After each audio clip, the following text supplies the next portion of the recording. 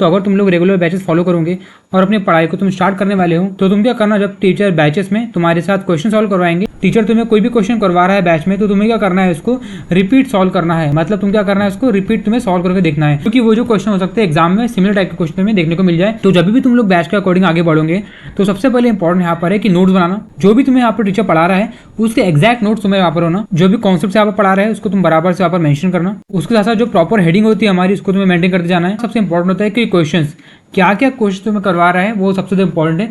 तुम क्वेश्चन पर अच्छा फोकस करना। जो भी तुम्हें क्वेश्चन करवा रहा है उसको फिर से, जैसे मैंने बोला, रिपीटेबल करके सॉल्व करते जाना उसको। बाद फिजिक्स के क्वेश्चन हो गए। फिजिक्स के क्वेश्चन क्या होता है, कभी कभी समझ में नहीं आते और ये तुम एक बार कर लोगे फिर एक महीने बाद फिर से भूल जाओगे। तो केमिस्ट्री के फिजिकल में भी ऐसा होता है कि तुम वहाँ पर क्वेश्चन न्यूमेरिकल सॉल्व करोगे तो तुम फिर से भूल जाओगे, तुम्हें समझ में नहीं आएगा कि इसका आंसर क्या है और इसका सॉल्यूशन कैसे हमने किया था फिर से। तो तुम्हें क्या करना है, उसको रिपीटेबल सॉल्व करके देखते जाना है, जिससे कि तुम्हारा जो एबिलिटी है सॉल्व करने की वो बढ़े। जो तुम्हारे डीपी में मिलेंगे तुम्हें या फिर जो शीट मिलेंगी तुम्हें, उसको तुम अच्छे सॉल्व करते जाना है। मतलब उसमें से जो क्वेश्चन होते हैं, मतलब तुम्हारा फ्लो कैसा रहेगा, तुम पहले देखोगे यहाँ पर वीडियो लेक्चर, उसके बाद में तुम देखोगे यहाँ पर नोट्स, इसके बाद में तुम करोगे रिवाइज, उसके बाद में तुम करोगे क्वेश्चन सॉल्व। क्वेश्चन हमें कहाँ से सॉल्व करना है, जो हमें डीपी में मिलेंगी या फिर जो शीट हमें प्रोवाइड की जाएंगी, उसमें जो भी क्वेश्चन होते हैं हमारे टॉपिक से रिलेटेड, हमारे जितने भी चैप्टर हो चुके हैं उससे रिलेटेड, वो तुम्हें क्या करते जाना है, सॉल्व करते जाना है। तो तुम्हें सबसे पहले लेक्चर फॉलो करना है, नोट्स बनाना है अच्छे से, रिवाइज करते जाना है उस चीज़ को, मतलब रिपीट क्वेश्चन सॉल्व करना है और जो टॉपिक पढ़ाए गए हैं उसको एक बार गो थ्रू कर लेना है। इसके बाद में सबसे अहम पार्ट आता है वो है क्वेश्चन सॉल्व करते जाना, नए नए क्वेश्चन सॉल्व करते जाना, सिमिलर काइंड ऑफ के क्वेश्चन सॉल्व करते जाना। जो डीपीपी तुम्हें मिलेंगी और जो शीट तुम्हें मिलेगी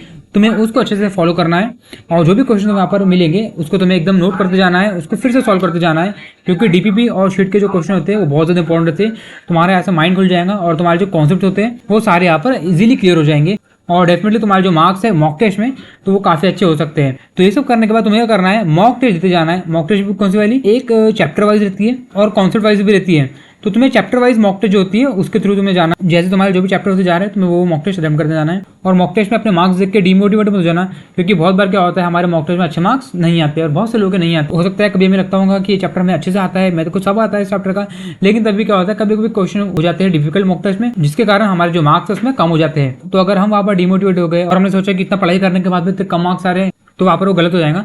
तो यहाँ पर मॉक टेस्ट का सिंपल सा मतलब इतना है कि मॉक टेस्ट होती है हमारी गलतियां एनालाइज करने के लिए। तुम अपनी जो भी गलतियां है तुम यहाँ पर एनालाइज कर लो, ताकि वो गलतियां तुम्हारे जो मेन एग्जाम है वहाँ पर ना हो पाए। तो तुम्हें क्या करना है, अपनी गलतियों को एनालाइज करना है, समझना है कि कहाँ पर गलती हुई, कौन सा कॉन्सेप्ट हमारा वीक रह गया। क्योंकि मॉक टेस्ट में समझो तुम्हारे 300 में से 290 मार्क्स भी आ गए तो तुम्हें तभी भी फोकस करना है कि वो 10 मार्क्स कहाँ छूट रहे हैं, और वाइस वर्सा। अगर तुम्हारे 10 मार्क्स आ रहे हैं तो तुम्हें सोचना है कि मेरे 290 मार्क्स कहाँ छूट गए हैं। और ऐसा करते करते तुम इंप्रूव करोगे और तुम्हें हर समय इंप्रूव करते जाना है, तभी जाके तुम्हारे थोड़े बहुत अच्छे मार्क्स आ पाएंगे। अभी मार्क्स कमा रहे और आगे भी कमाएंगे और ऐसे चलते रहेगा, तुम इंप्रूवमेंट नहीं करोगे तो डेफिनेटली तुम्हारे जो मार्क्स है वो कम ही हो जाएंगे। तो नेगेटिविटी को मन से हटाना है और तुम्हें क्या करना है, फोकस करना है अच्छी अच्छी चीज़ों पर। तो यहाँ पर तुम जिस भी क्लास में हो तुम्हें क्या करना है, सबसे पहले अच्छे नोट्स बनाना है, उसके बाद में क्वेश्चंस की प्रैक्टिस करना है, उसके बाद में तुम्हें मॉक टेस्ट अटेम्प्ट करना है। उसके बाद में कहाँ गलतियाँ रहेगी मॉक टेस्ट में वो तुम्हें एनालाइज करना है। तो तुम्हारा एनालाइज वाला पार्ट यहाँ पर आ जाएगा, समझना है कि कहाँ गलतियाँ हो गई है और उसको मैं दोबारा से नहीं दोहराऊंगा या दोहराऊंगी, और आने वाली मॉक टेस्ट में ऐसे तुम्हें गलती दोबारा नहीं करनी है। इससे तुम क्या करोगे, तुम इससे इंप्रूव करोगे और डेफिनेटली तुम्हारे अच्छे मार्क्स आगे चल के आते जाएंगे और तुम ऐसे ग्रेजुअली करके धीरे करके बढ़ते जाओगे। अगर तुम ऐसा करते रहोगे तो तुम्हारे आखिरी में डेफिनेटली एक अच्छे मार्क्स आ जाएंगे, तुम्हारा अच्छा रैंक आ जाएगा, जिससे कि तुम्हें एक अच्छा कॉलेज में मिल जाएगा।